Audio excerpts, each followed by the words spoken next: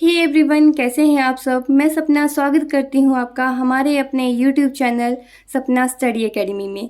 आज हम पढ़ेंगे एनसीईआरटी क्लास 8 का chapter number 2 micro organisms friend and foe, सूक्ष्म जीव मित्र एवं शत्रु। अभी हमारे जो माइक्रो ऑर्गेनिजम्स हैं ये हमारे फ्रेंड्स हैं या एनिमीज हैं, ये तो हमें इस चैप्टर के बाद ही पता चलेगा। इस चैप्टर को स्टार्ट करने से पहले हमें सबसे पहले ये जानना जरूरी है कि माइक्रो ऑर्गेनिजम्स कहते किसे हैं, कि सूक्ष्म जीव कहते किसे हैं। तो ये दो वर्ड से बना हुआ है, फर्स्ट है माइक्रो और सेकंड है ऑर्गेनिजम्स। तो मतलब ऐसे ऑर्गेनिजम्स जिन्हें हम अपनी नेक्ड आई से नहीं देख सकते हैं।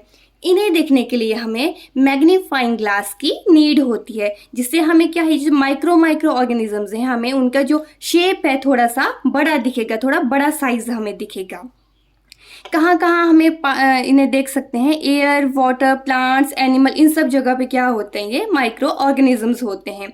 इसके साथ ही ये कहाँ कहाँ सर्वाइव कर सकते हैं, तो चाहे आपका क्लाइमेट जो है वो आइस कोल्ड है, इट मीन्स कि बहुत ठंडा हो या फिर बहुत गर्म हो, या फिर क्या है कहीं डेजर्ट में ही रह रहे हैं, वहाँ भी ये माइक्रो ऑर्गेनिजम्स पाए जाते हैं। ये यूनिसेलुलर भी होते हैं और मल्टी सेलुलर भी होते हैं। इट मीन्स कुछ जो आपके ऑर्गेनिजम्स होते हैं एक ही सेल से बने होते हैं और कुछ हैं जिनमें आपका मल्टीपल सेल्स यूज होते हैं। आगे माइक्रो ऑर्गेनिजम्स को अलग अलग से डिवाइड किया हुआ है, वो हैं bacteria, fungi, protozoa and algae.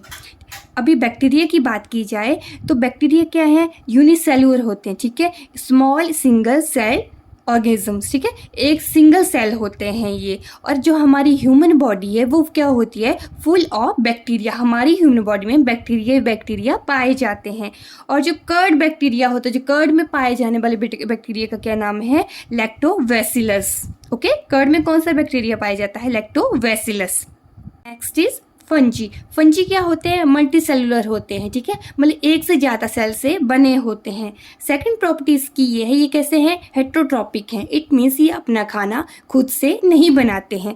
एक होते हैं autotrophs and second is heterotrophs. Autotrophs जैसे प्लांट्स हो गए, ह्यूमन हो गए, अपना खाना क्या बना रहे हैं, खुद से बना रहे हैं। लेकिन हेट्रोट्रॉप्स क्या होते हैं, ये अपना खाना खुद से नहीं बनाते हैं और इनमें क्लोरोफिल की भी कमी होती है, ठीक है, इनके अंदर क्लोरोफिल नहीं होता है। और फंजी के कुछ ऐसे एग्जाम्पल हैं, वो हैं पेनिसिलियम और एस्परगिलस, ठीक है, ये दोनों किसके एग्जाम्पल हैं, फंजी के। है प्रोटोजोआ।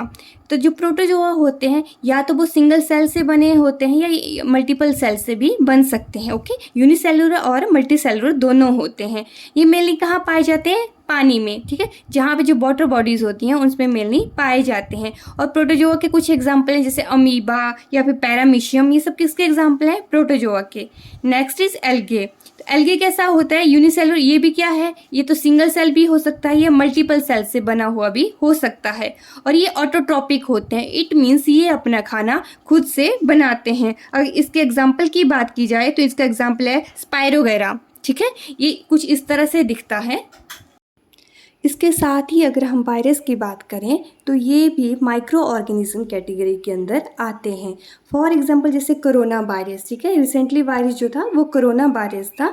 तो वो क्या करता था, अगर इनके फीचर्स देखे जाएं, वायरस की फीचर्स देखी जाएं, तो कोरोना वायरस था वो क्या करता है, जैसे होस्ट बॉडी होती है, जैसे हम हैं, ह्यूमन बॉडी है हमारी, तो क्या करेगा, हमारी बॉडी के अंदर जाएगा और उसके अंदर ही अंदर ग्रो करता रहता है। तो ये जो वायरस होते हैं ये होस्ट बॉडी में ही, जो ह्यूमन बॉडी होती है उसके अंदर ही रिप्रोड्यूस करते हैं और आगे ग्रो करते हैं।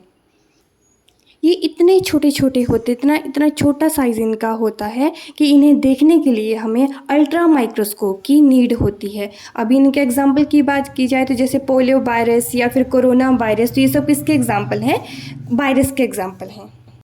जैसे ही हमने चैप्टर स्टार्ट किया था तो वहाँ पे चैप्टर का टाइटल क्या दिया हुआ था कि जो माइक्रोब्स हैं या तो हमारे फ्रेंड्स भी हो सकते हैं या फिर एनिमीज़ भी हो सकते हैं। तो पहले हम डिस्कस कर लेते हैं कि माइक्रोब्स किस तरह से हमारे फ्रेंड्स हैं।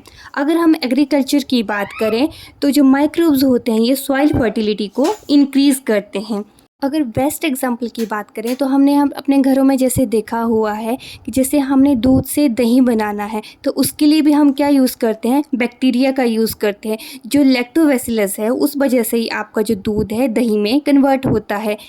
और कहाँ कहाँ माइक्रोब्स यूज़ होते हैं। जैसे हमने इडली बनानी है, डोसा बैटर बनाना है, तो उसके लिए भी हम इसका यूज़ करते हैं। अगर इसके मेडिकल यूज़ की बात की जाए तो आप लोगों को पता है, जैसे हम लोग बीमार होते हैं तो जैसे डॉक्टर के पास जाते हैं तो डॉक्टर हमें कुछ एंटीबायोटिक्स देते हैं। तो एंटीबायोटिक्स क्या है, जो हमारे अंदर डिजीज़ कॉजिंग माइक्रोब्स हैं उन्हें किल कर देता है। ठीक है, एंटीबायोटिक्स का यही काम है। इसके साथ ही वैक्सीन के रूप में भी इसका यूज़ किया जाता है। जब एक डिजीज़ कैरिंग माइक्रोब हमारे बॉडी में एंटर करता है, ठीक है, डिजीज़ कैरिंग माइक्रोब हमारी बॉडी में क्या करेगा, एंटर करेगा, तो ये हमारी बॉडी में क्या प्रोड्यूस कर देते हैं, एंटीबॉडीज़। ठीक है, वैक्सीन से क्या कर दिया, एंटीबॉडीज़ हमारे शरीर में पैदा हो गई। अगर दोबारा से हमारे शरीर में ये माइक्रोब्स एंटर करते हैं तो हमारे जो इम्यूनिटी इतनी ज़्यादा हो जाती है कि वो उन माइक्रोब्स से फाइट कर सकते हैं।